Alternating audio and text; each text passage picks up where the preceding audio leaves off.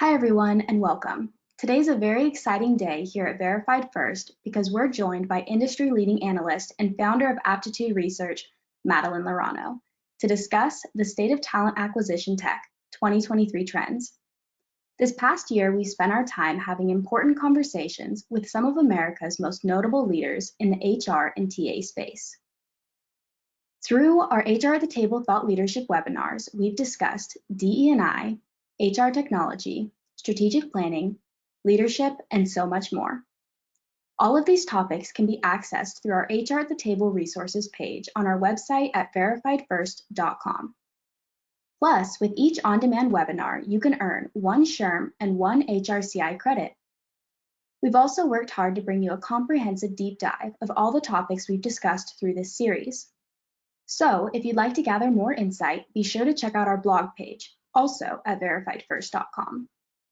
Now, before we dive into today's discussion, I'd like to discuss some housekeeping items. For starters, this webinar is available for 1 SHRM and 1 HRCI credit. For our live attendees looking to receive credit, be sure to stick around for our post-webinar survey. If you're listening to this on demand, check your email for instructions on how to redeem your credit. And don't worry, this webinar is being recorded so you can use it as a resource, pass it along to your coworkers, or watch it whenever you want. Lastly, we'd love for you to utilize the chat function during this event to send in any questions that you have for our speakers. To prepare, let's practice now. In the chat feature, let us know where you're tuning in from and if it's your first time attending HR at the Table. For example, I'm tuning in from Payette, right outside of Boise, Idaho, the headquarters of Verified First. Great. I'd like to start by officially welcoming everyone to today's discussion. Please send a friendly hello and a warm welcome in the chat to our interviewer and host, Liv Carter, and Madeline Laurano, the founder of Aptitude Research. Without further ado, take it away, Liv. Thank you, Voice in the Wind, or as we like to call her at Verified First, Sam. Really appreciate her doing our intro and also our outro later today. But hello and welcome. I am Liv Carter. I'm your host for today's HR at the Table webinar. This is a webinar series that brings thought leaders and HR professionals to the seat in an interview-like event. So I get the opportunity to sit down and interview individuals such as Madeline Laurano on various topics related to HR and talent acquisition. I love seeing in the chat, looks like a bunch of you found the chat functionality. We've got some first timers from across the country, which is just really awesome to see. Today, we're going to be sitting down and having a discussion on the State of Talent Acquisition Technology 2023 trends. We'll be exploring technology trends, but then also discussing how you can evaluate your current tech stack and also some predictions for the future, including recent findings by Aptitude Research. Today, our guest speaker, I should say, is industry-leading analyst and founder of Aptitude Research, Madeline Laurano. Madeline, how are you doing today? Liv, I'm excited to be here. Thank you so much for having me join you today. This is I think our 3rd year doing this project together. Yes, yeah, I was going to say, this is not our first rodeo. Madeline has been a guest on our webinars, including HR at the Table, a couple times. So we are excited to have her back. She's going to be sharing some of her research and findings that she's done with her team at Aptitude Research. So Madeline, before we kind of jump into things, I'd love for you to just share a little bit about what you do, what Aptitude Research does, and what you're passionate about. Sure. So I'm an industry analyst and I study the HR technology and HCM technology market. So I founded Aptitude Research about 8 years ago. We're an analyst firm and we do research a couple different ways. We do quantitative research. We do many different surveys throughout the year. Anyone that reads this report that we did with Verified First, you'll see a lot of data and survey data cited throughout that report. And then we combine that research and quantitative research with qualitative interviews. We do interviews with different TA leaders and HR leaders. And we also do many demos with different providers to understand what's going on in the technology space. Yeah, awesome. And for those of you that haven't attended an HR at the Table or a webinar with Madeline and are like, what is this report or guide she's referring to? We do work with Madeline every year to provide a talent acquisition technology buyer's guide.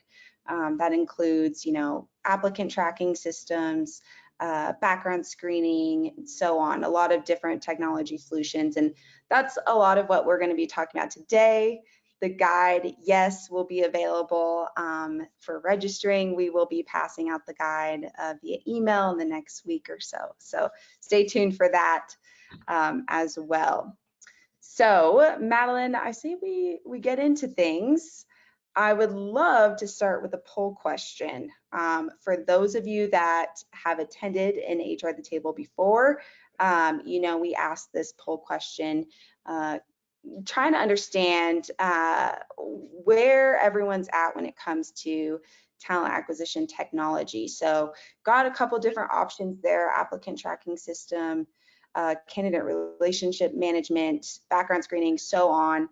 Let us know what areas of technology you're maybe looking to replace, evaluating, maybe considering adopting. Maybe you currently don't use an ATS or an assessment solution. Madeline, while our audience is kind of answering this poll question, do you have a guess or a feeling which solution might be number 1 or 2? I think all of them are going to come up pretty on top here, Liv. It's been really interesting. I think when we first did this report together, we saw a lot of replacement with ATS systems, Right. and we saw some CRM replacement last year. But this year, companies are buying and replacing technology more than I've ever seen, in my role here as an analyst. So I think we're going to see a lot of replacement across all of these areas. Companies want partners, they want different providers, they want to really think about, what 2023 looks like from a partnership perspective. Right. And probably considering all of the solutions together, how they work as a tech stack. Well, let's share the results here. I think you're right on the dot. It's kind of all across the board. We still have ATSs as number 1, but I mean, if you look at CRMs, background screening and assessments, I mean, they're pretty even right there. Yeah, and a lot of companies will use their, I-9 provider for their background screening provider. So there's a little bit of overlap sometimes there. But yeah, a lot of replacement and a lot of companies thinking a little bit more strategically about technology, which I think is a very positive thing. So thanks everyone for participating in this. Yeah. Thanks so much for participating. And I say we kind of move into, the current state of talent acquisition technology and kind of the evolution of it. So as we mentioned, earlier, this is not your first time doing this research and providing insight to our audience, the Verified First audience. But I think it might be helpful for our audience to hear kind of a recap on where the industry has been before we discuss where it's going. So if you wouldn't mind just kind of describing the current state of talent acquisition and kind of the role technology has been playing or that you've been seeing. Yeah, it's been a crazy few years. If you look back to even when we first did our first report, it was before the pandemic, and companies were investing in technology. The market was really hot. We really saw talent acquisition as becoming this strategic area of the business, recognized as its own category. And then the pandemic hit, and companies were really nervous about hiring. Some companies decided to do hiring freezes or slow down a little bit. And then overnight, everything changed and hiring picked up. We saw high volume become a big topic. We saw experiences and candidate experience, recruiter experience become very big topics. So we've gone through a lot of really incredible change in a very short period of time.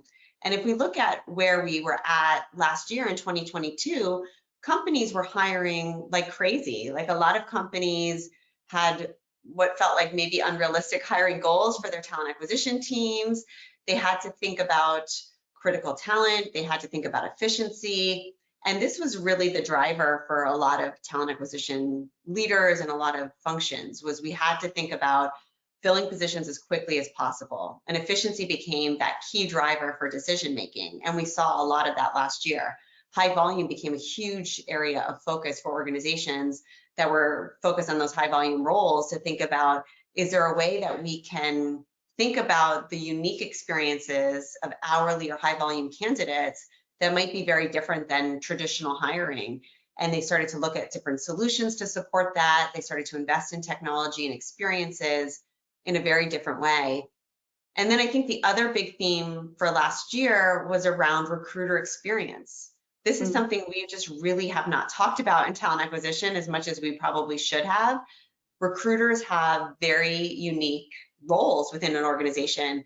And what we found in the research that we did is companies don't understand what recruiters do often, and they also aren't investing in solutions that recruiters want to use that fit within their workflow. So those were really the big themes. It was a lot of activity, a lot of hiring, a lot of change in a very short period of time.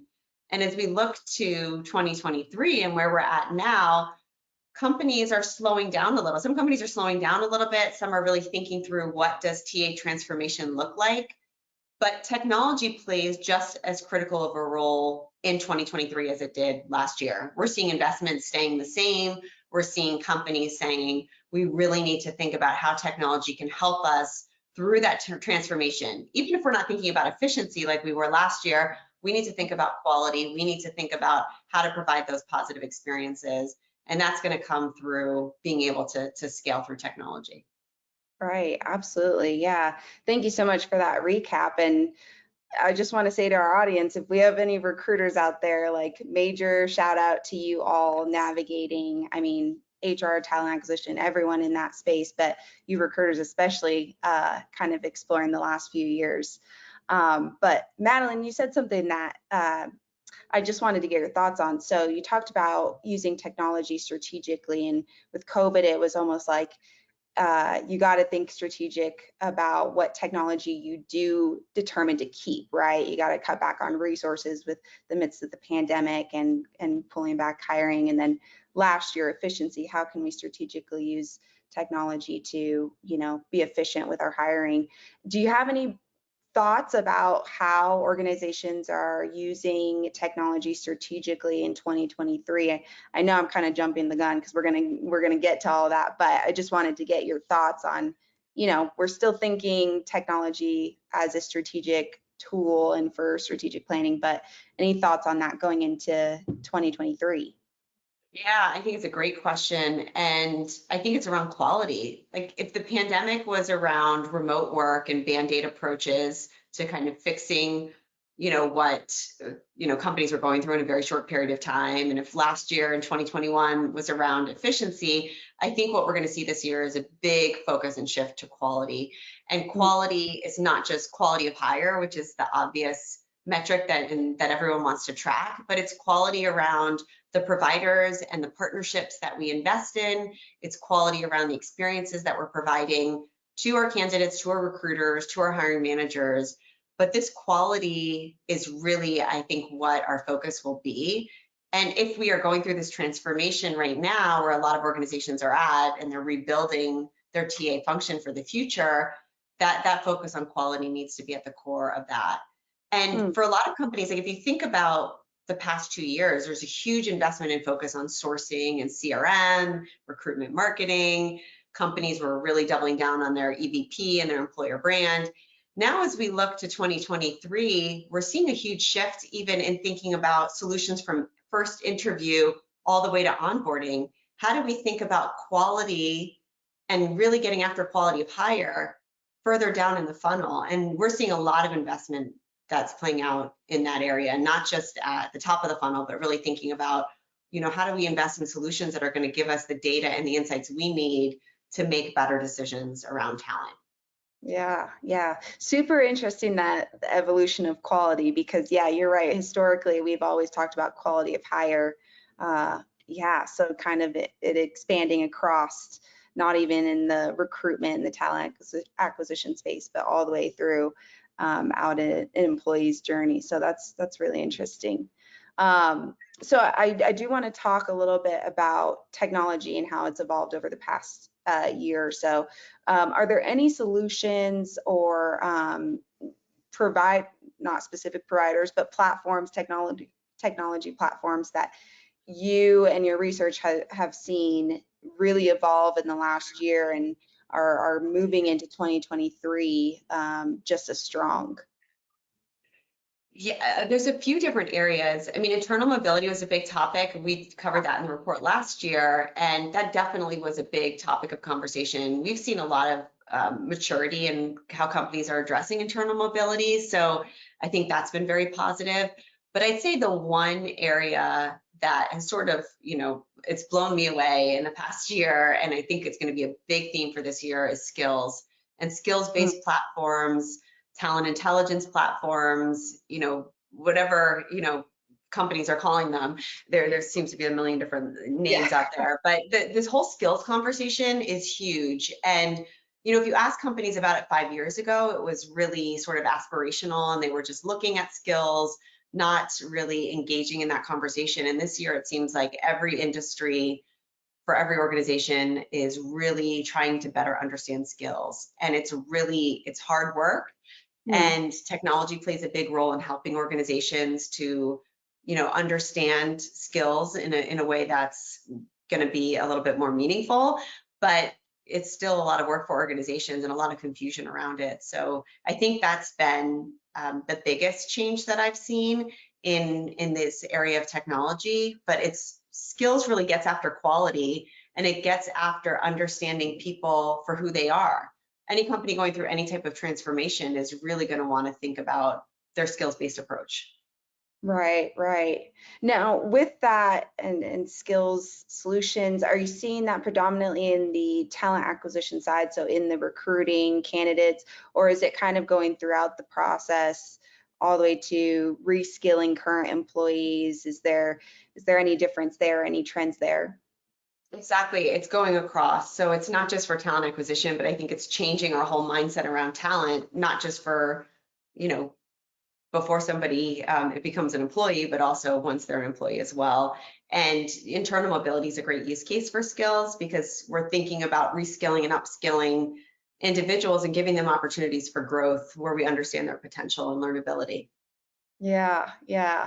That's really interesting. And I know in a previous, when we were kind of prepping for this event and all that, we were talking about skills solutions, reskilling, but then we also talked about diversity, equity, and inclusion solutions. And you kind of mentioned there was a trend there as well. Could you kind of share that with our audience?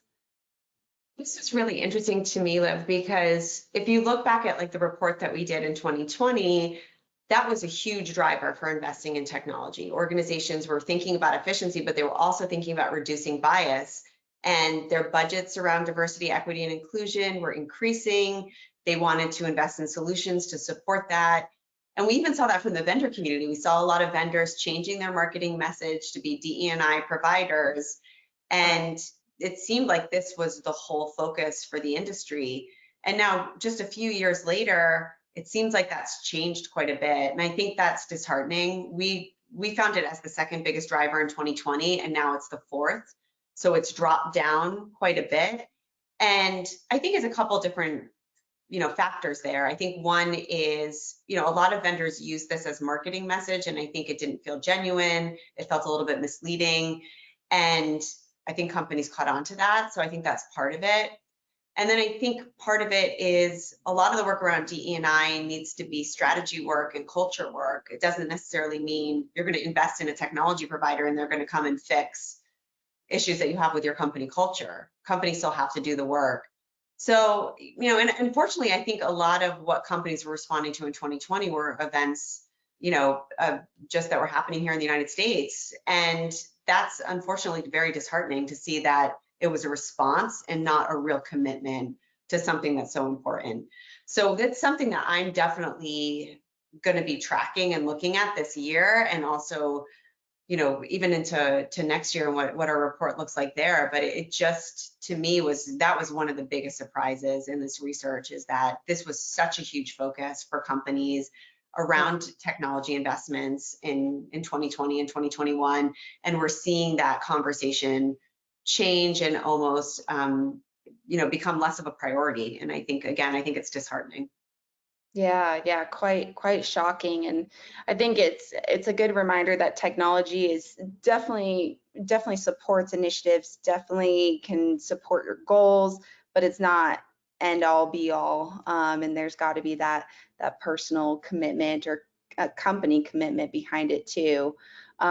Just for our audience, so you guys are all aware, we do have a webinar next month, HR at the Table, on diversity, equity, inclusion, and belonging. So we're going to focus on that latter half that is often neglected. So Madeline, what were, just going back, so DE and I kind of being that fourth driver, what were some of those other drivers that you found in this year's report? So efficiency was like the first number one for 2020, 2021, last year, and that dropped a little. So we're seeing quality of hire is number one this year. Efficiency is number two. They're pretty close.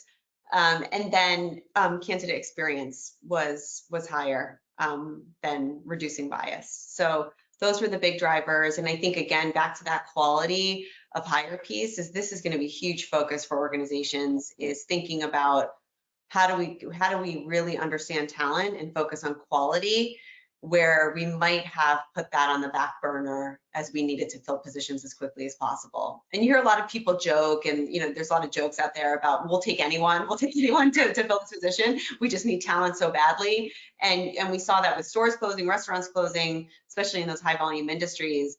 And now as we think about, some industries slowing down a little bit, companies are just refocused on that quality piece. The other thing that I think it's so important, and I think so relevant to this conversation, is this fear that's happening right now. I think a lot of companies and individuals, and we're all a little bit unsure of what this year is going to look like. There's potential recession, things are slowing down for some industries. We can't, go on our computers without reading some kind of story about layoffs at some organization. And it's scary. It's scary as an organization and an employee at an organization, but it's also scary as an individual when we really don't know what this year is going to look like and what's going to happen in the economy. But what we're seeing in the research, and I know a lot of the labor economists that I follow are seeing as well, is that this is still an amazing industry. Companies are still hiring, unemployment's still fairly low. And, for a lot of organizations, healthcare, high growth within tech, a lot of these different organizations, there's a lot of hiring that's still happening. So I think this situation that we're in with the economy and the fear that goes around with it definitely is impacting talent acquisition strategies right now.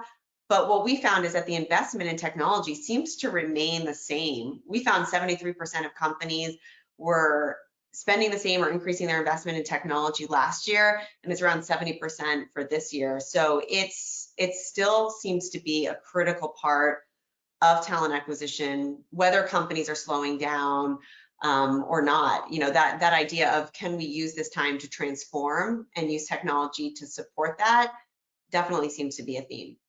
Right. Yeah. Sounds like it's, like you said, that using this time to transform, to dig a little bit deeper, be more efficient, be more strategic with your solutions, with your people.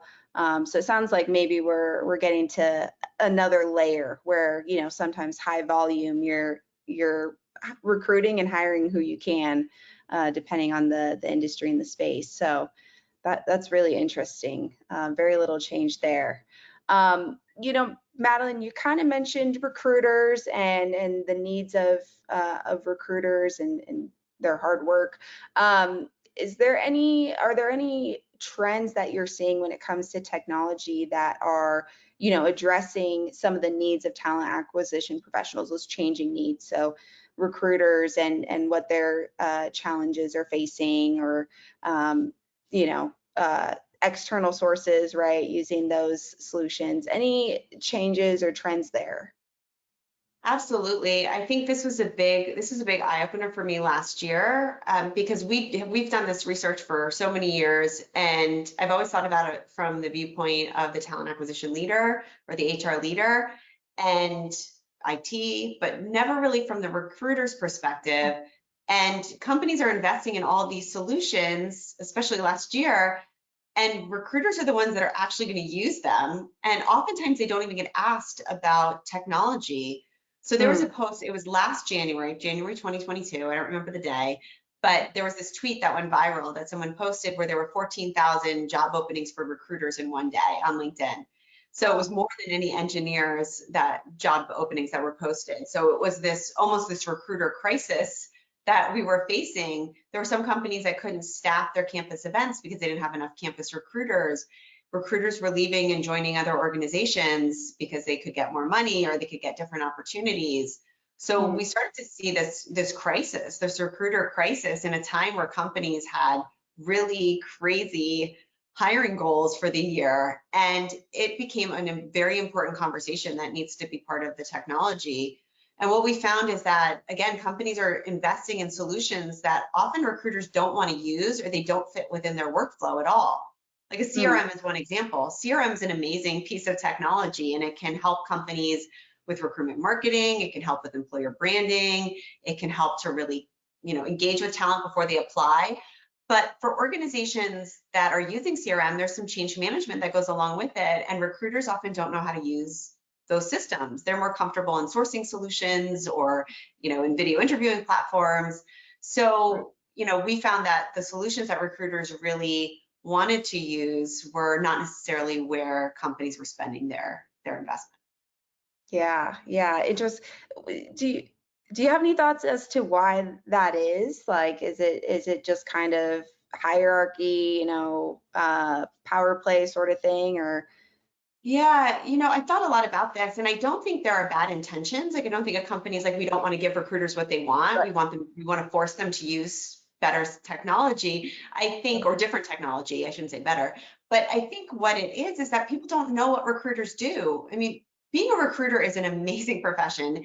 It requires so many different skills. You have to have relationship skills. You have to have strong communication skills. You have to have sales skills. You have to have analytical skills. Recruiters now have to be technology experts. It is this amazing profession. And if you ask anyone within an organization, they often don't know what recruiters do. And unfortunately, a lot of people within an organization sometimes think recruiters don't necessarily work very hard or don't, have a very difficult job. There's some quote that someone puts out often in presentations, and I forget who does this, but it's probably pretty spot on. It's where the common quote is, I could do that job. I could find people. I could be a recruiter. And that's not the case. It's a very unique skill set. So I think, to me, that's the fundamental issue, is that people within an organization don't understand what recruiters do on a day-to-day basis. They work incredibly hard. They're working well past 9 to 5. They're working at night.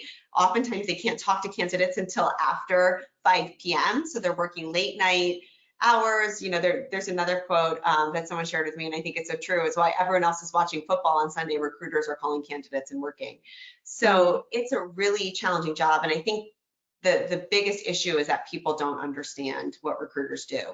We found when we surveyed recruiters that 57% of recruiters felt that their executives at their company didn't understand their job.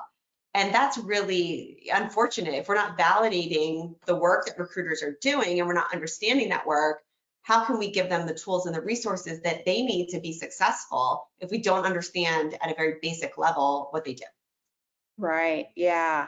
And it sounds like we have some additional thoughts in the chat. So Mira mentioned, I think for most non-recruiting firms, organizations, leadership understands the value of a CRM over the value of an ATS.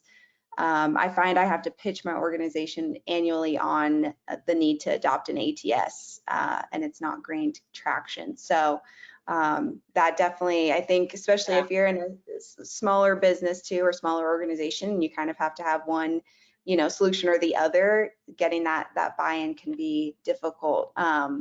So again, thank you, recruiters.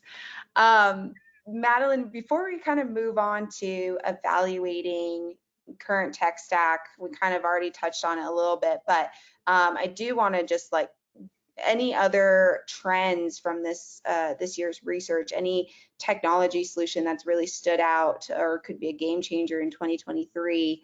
I'd just love to get your thoughts on that. And audience, just a reminder, Mira found the chat, but feel free to submit your questions there if you have any other questions for Madeline.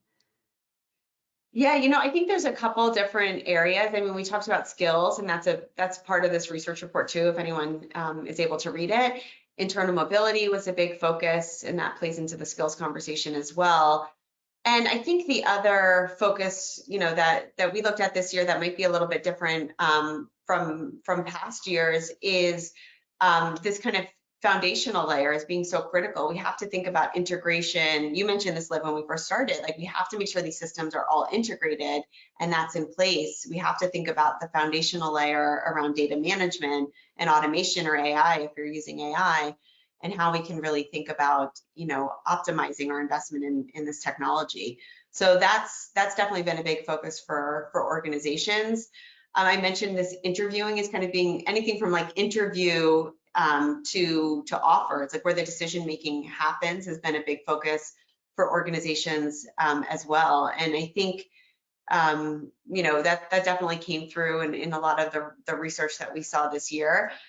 The other piece I think that was interesting that might not be new necessarily, but I think it's been a couple areas that have been really popular for organizations, and I think are going to be a focus for this year.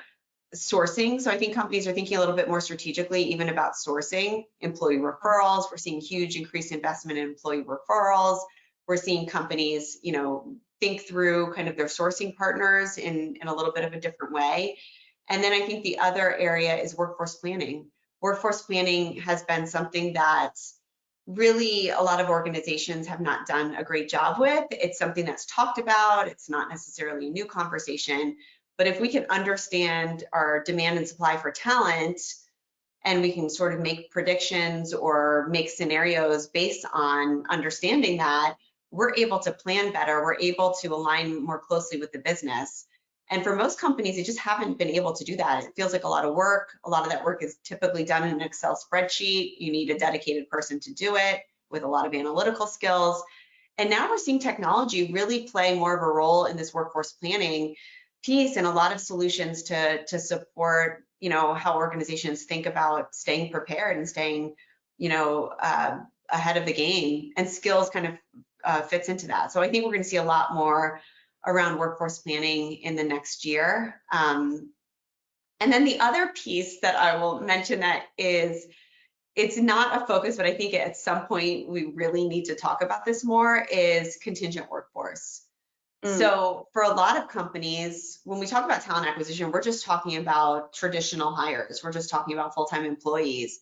And we have this whole contingent workforce made up of independent contractors and SOW-based workers, temporary workers, gig workers, and we're not talking about that workforce.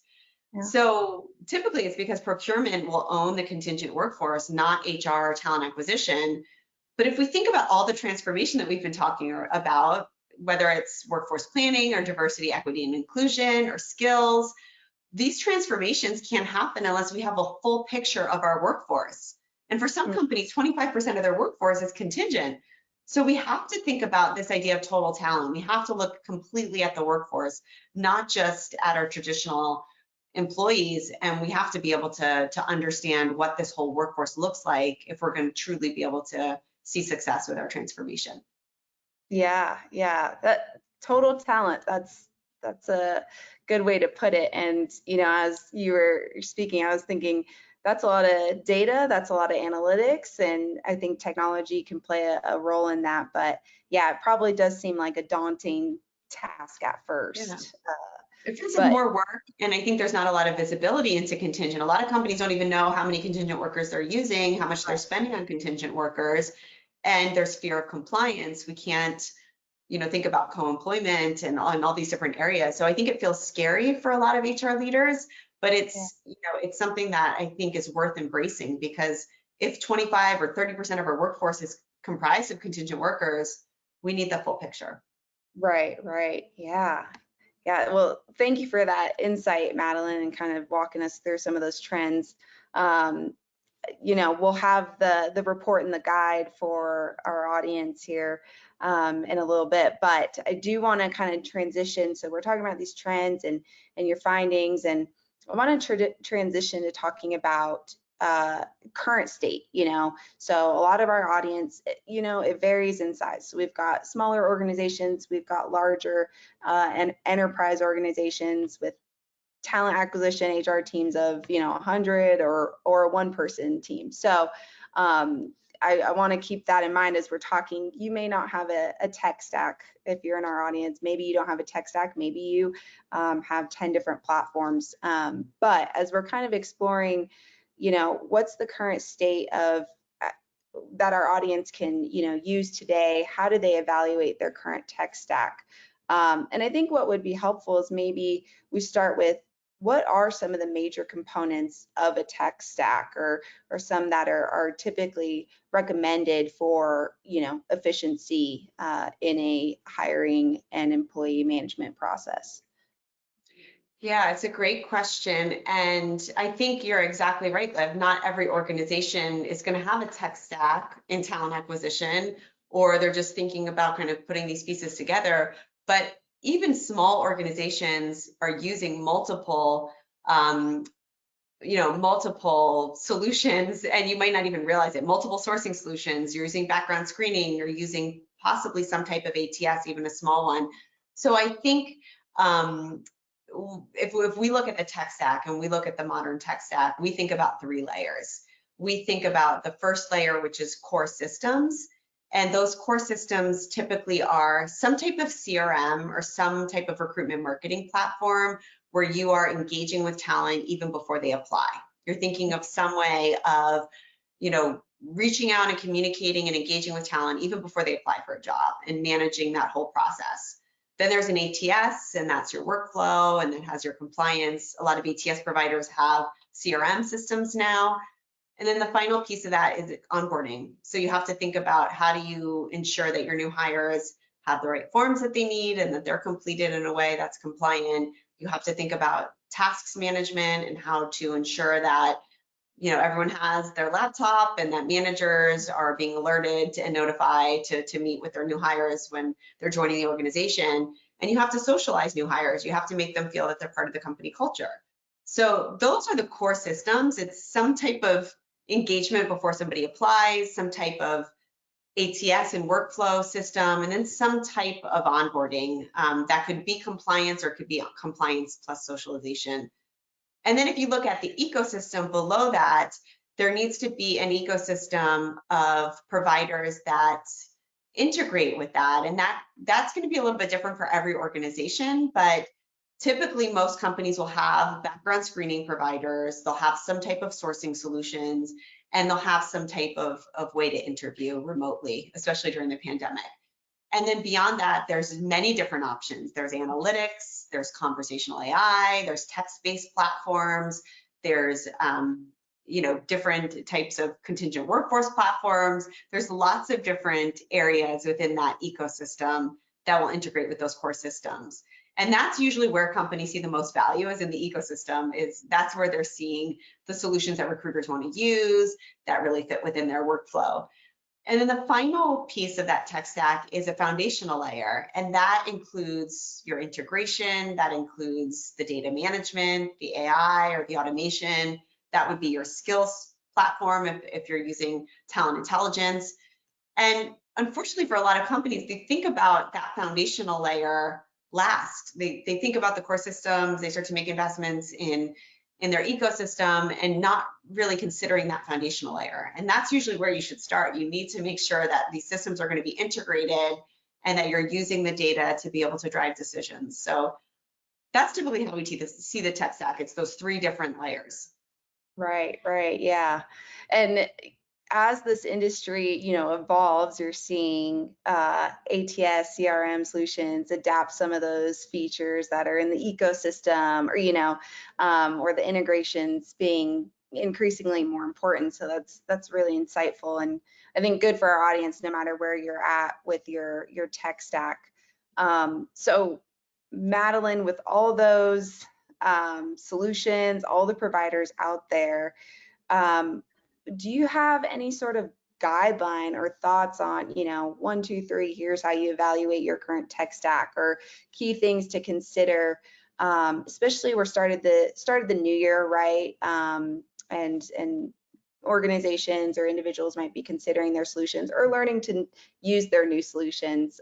So any thoughts on where to start with evaluating your tech stack? Yes, this is such an important question. I love this question. We think about it with like 3 different areas. We think about evaluating the company itself. So what is this company? How stable is this company? What does the leadership team look like?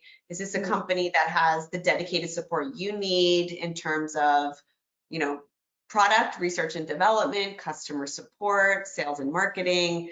What does this company really look like? How much investment have they taken? A lot of providers have taken a lot of investment right now in this industry, and that's definitely something to be aware of as you're evaluating providers. So the first piece is understanding what is this company? Start to get really curious about what this company is, what's the background of the leadership team, how much turnover have we seen on this team, and start to ask questions there.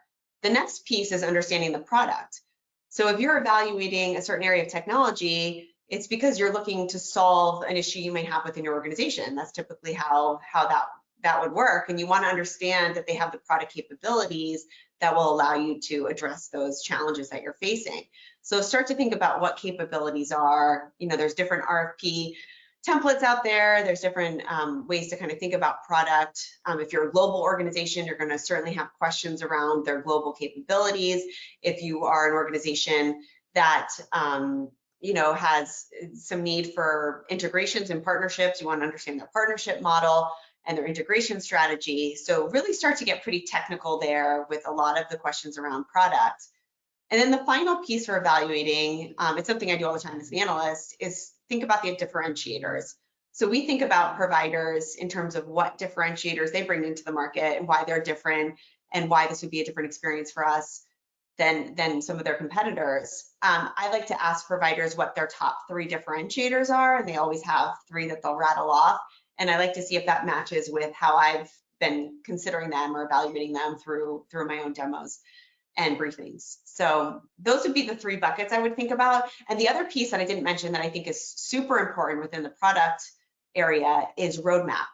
I think a lot of companies don't ask about product roadmap, and it's a very relevant question, and you absolutely should be asking those questions. And I think it's very telling if a provider is not willing to share the roadmap.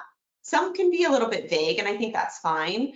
But you want to understand that they have a plan and a strategy for moving forward, and that you as either a prospect or potential client could be involved in those conversations. So I think asking about roadmap is a great thing to think about when evaluating providers as well. Yeah, so it's a 1, 2, 3, and then kind of a little bonus question to ask. Yeah, I like that. Yeah, the roadmap, that's really insightful. I hadn't thought of that before. And I think just what you had mentioned on thinking of these providers and these solutions as partners and not just another vendor is huge. Making sure, I know in previous guides we've talked about making sure that they align with your company goals and that they're willing to help you, achieve those and not just get paid at the end of the month or whatever the case may be. So yeah, that's super important, especially when you're talking about efficiency. I think that aligns with the trend. Our last time we talked about giving the audience kind of a roadmap on selecting technology and building their tech stack. And so I want to keep going on that along with the evaluation. Do you, because our audience is also kind of asking this question around, getting leadership buy-in. So recruiters, for example, or other aspects, kind of as, an organization or a department is evaluating different providers or solutions. Do you have any tips or thoughts on how you can develop leadership buy-in or company buy-in when it comes to selecting technology? I love this question. It's so important. And it almost feels like it's become harder for companies because there's more stakeholders involved. IT's more involved than they've ever been before. And Zoom remote work allows a lot of people within the organization to be more involved in the technology decision making, which can make it challenging to build a business case. But actually the report that we did together, Liv, it almost serves as a business case report. Because the first thing you want to do is address the challenges that your company's facing and carefully outline what those challenges are, whether that's not being able to find enough quality talent, whether that's being able to fill positions more efficiently, whether that's being able to think about alleviating some of the stress on your recruiters and your recruiting teams. Outline what your challenges are, and that's kind of the first step to get that attention. And then you want to think about showing the impact of these solutions. And you can do that by measuring ROI. We have a little calculator in the report that companies can use, but ROI doesn't have to be perfect. I think people shy away from it because they think it needs to be exact. You can come up with estimates and you can come up with different models that don't need to be perfect. It just is a conversation and showing the value of the technology.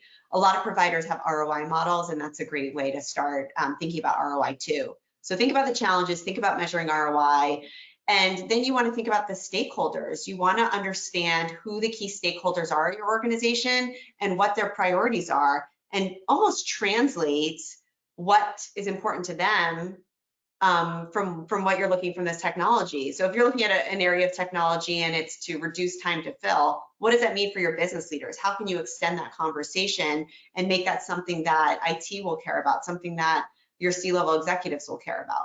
So almost kind of translate a lot of what those priorities are based on the language that's important to those stakeholders. So that would be the third piece. So challenges, ROI, think about your key stakeholders. And then I think the final piece, well, I think there's two more pieces. The second to last piece is a risk analysis. You have to understand what's the risk of not having this technology. If it's, we'll use career site as an example. If you're investing in a new career site and that's a priority and you can't get buy-in, start to look at what your competitors are doing. If their career sites are amazing and easy to apply and provide dynamic experiences, that's going to mean something to your executive team. And if you don't have that, that's very risky. And what is that risk? So the risk analysis piece can definitely get the attention. And then I think the final piece is thinking about your communication, how to communicate this with your key stakeholders and help them understand that this is a priority for your team. It's going to make a difference on retaining your recruiters. It's going to make a difference on quality of hire. It's going to impact how they do their jobs as well. Yeah, I love that walkthrough and that internal needs analysis that again we kind of outline in the guide in the report. So Joyce, I saw your question. Hopefully that helps answer it a bit on selling your company on a new CRM. We do have a question from apologies if I pronounce this wrong, Elin or Ellen. And then I'd like to kind of move towards thinking, futuristically and some predictions there. But this question is, what are the best examples for building skills platforms in talent acquisition and expanding it into talent management from there? Yeah. Any thoughts on that, Madeline? Yeah, it's a great question. And I think this is where I see a lot of companies get stuck because it feels like you need a strategy. It almost feels like a piecemeal approach to skills. You need a strategy and then you need to invest in some type of ontology and then you need change management and then you need technology. The nice thing about where a lot of the technology providers are at is that they are offering, skills-based platforms that help you get there. You don't have to wait until you have a strategy. You don't have to build a skills ontology, which could take 3 years to do. You can use this provider to be able to get you there and is learning about your company and is learning about the skills you need as you go. And it's inferring, different things about skills from your candidates and your talent and your employees too. So I think this idea that we need to think about a strategy before investing in technology can feel overwhelming and daunting. I think a lot of the providers can help you accomplish both things. I think the skills-based talent acquisition, where you're thinking about how do we look at candidates and help to even match candidates to different jobs based on skills versus just keywords on their resume is where a lot of companies are looking at and where they're starting. But internal mobility is another huge use case, and that's part of talent acquisition, and that's part of employee experience as well. How do we not only provide opportunities for internal talent, but how do we then develop them and give them opportunities if they're not going to get that job? We just don't allow them to apply to a job that they find on a beautiful internal career site. We're developing them and, you know, investing in their development beyond that. Right. Yeah. Yeah. That was a great question, Ellen. So thank you for submitting that. So I do want to just briefly kind of talk about, you know, talent acquisition in the new year. You know, in 2022, so this last year, 63% of surveyed professionals said that the talent shortage was their biggest problem, whereas in 2021, it was improving quality of hire was a top priority. So I want to get your thoughts, Madeline, on what do you think are some of the challenges that are coming in 2023? And then what role does technology play in kind of addressing those that our audience might want to be aware of for 2023?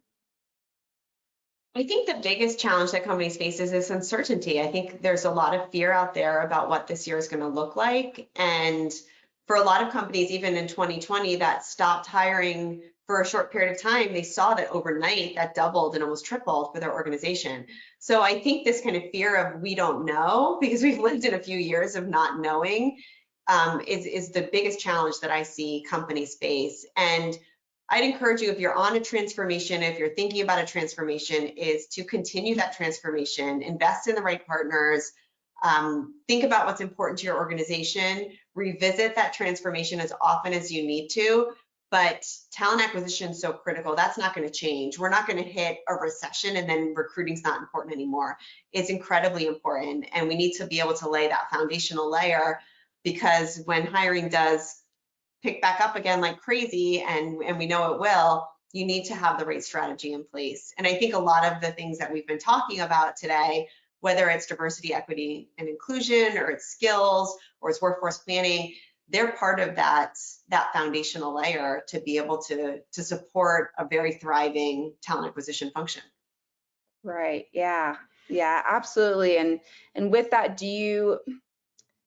are there any major trends that you think will continue throughout the whole year of 2023? Quality, obviously, you know, being a repetitive one, but any other trends there? Quality, absolutely. I think skills, and I do think this workforce planning topic is something that we're going to be talking about even more by the end of this year.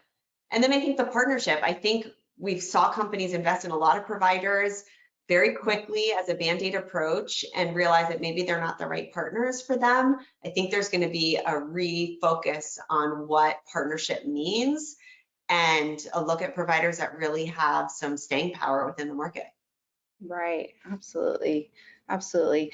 Madeline, we have one more question. So from our audience, so I'm going to ask this one and then kind of any other last remarks you might have. But Adrian is asking, we are seeing a lot of changes in terms of legislation, you know, data privacy, GDPR, et cetera. How do you think, or do you have any thoughts on how companies can navigate this and evaluate their current tech stack to ensure sustainability while remaining compliant? It's a great question. Such a great question. It's so important. And I mean, even with AI, there's like new regulations, you know, White House AI Bill of Rights, new regulations out of New York. And thinking about all of this is so critical when evaluating providers. A lot of large enterprise companies will have someone in-house that can help, you know, think through that. And that's not the case for every organization, especially smaller companies. So the great thing is that there are resources out there to help you evaluate technology based on these changing regulations. So I can send information, I can do a follow-up on some of those resources. I think that's one way to think about it. But I would definitely be a champion of thinking about that if that's important to your organization. And I think the other piece is, the nice thing is we're going to see a lot of startups that really have not paid attention to regulations or have been a little bit looser with, you know, how they approach technology and AI. they're going to be called out on what they're doing. And I think that will only help as we evaluate technology. So I think it's a really important question, but I wouldn't shy away from it. Technology is still so important, and I don't want any organization to think that it's either not or we need to get stuck on waiting just because there are so many changes out there with these regulations. It's still important. There's still providers that are paying really close attention to it, investing so much money in making sure that they're, understanding how to kind of navigate this world and support their clients as well. Right, yeah, that was a great question, Adrian. So thank you for submitting that. Madeline, we're coming up on time, so I do want to just kind of open it up. Any last remarks or any nuggets that our audience should take away with them today? No, thank you so much for having me here, Liv. Thank you for the great questions, everyone. I think this is an amazing industry. I think the work that you're all doing, either as recruiters or HR, talent acquisition professionals, is so important for your companies, for individuals within your organization, for candidates. So thank you all for joining, and the report will be available very shortly. Yeah, no, and thank you so much, Madeline, for joining us for a third time in a row. It's always a pleasure interviewing you and working with you, and I'm excited to release our guide and report here shortly. Audience, Madeline's LinkedIn and her website, Aptitude Research, is available there. Yeah, Madeline, thank you again so much. Audience, thank you for joining us for the first episode of season 3 of HR at the Table. It's great to be moving into another season of HR at the Table. So with that, I'm going to go ahead and pass it on to our voice in the wind, Sam, to close us off, and also let you all know how you can get Sherman HRCI credit today. So thanks again, Madeline. Thank you. Well, that about wraps it up for today's discussion. I want to thank everyone for your attendance today. Our guest, Madeline Laurano, founder of Aptitude Research, our host, Liv, and our sponsor, iSIMS, for making this episode of HR at the Table possible. We'd love to hear what you thought about our webinar today, so make sure to leave us some feedback on our post-webinar survey. For our live attendees today, stick around just a little longer for our post-webinar survey to redeem 1 SHRM and/or HRCI credit. For any on-demand listeners, check your email for instructions on how to redeem your credit. We'll be sending out the webinar on demand in case you want to use this for reference or to send to a colleague. Next month, we'll be hosting the CHRO of Exabeam to dive into the forgotten B word in the office, belonging. We hope you can make it, and we'll see you next time. Awesome. Thanks, everyone. Thanks, Madeline.